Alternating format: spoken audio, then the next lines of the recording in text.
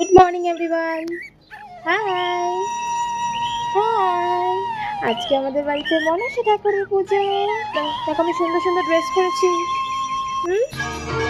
চলো আমরা এখন নিচে যাবো, নিচে পুজো হচ্ছে।